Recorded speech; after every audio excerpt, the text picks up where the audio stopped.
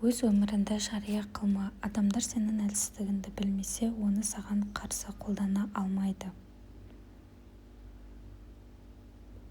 Ең ауыр сөз айтатын бөтен адамдар емес, сені жақсы танитын адамдар.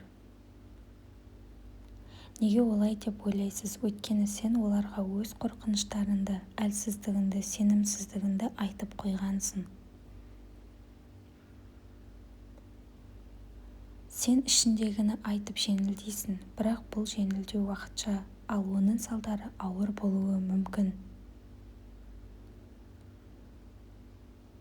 Сен өз сезімдеріңді іштей өңдеуді білмейсің, сондықтан оны біреуге айтуға деп қажеттілік пайда болады.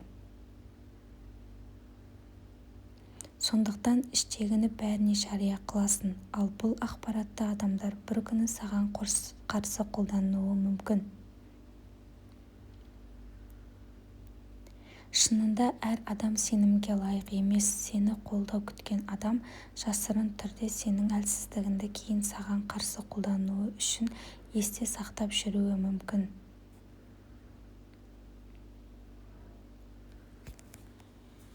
Мәселе сенің ашықтығында емес, мәселе кімге ашылуға болатынын білмеу.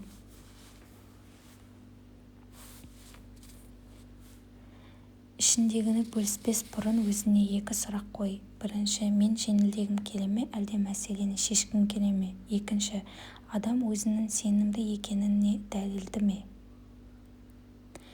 Сенің ішкі сезімдерің, қорқыныштарың, әлсіздіктерің міндетті түрде біреуге айтылуы керек емес. Өз әлсіз тұстарыңды әркімге айта берсең, өзіне өзің қару бергендей боласың.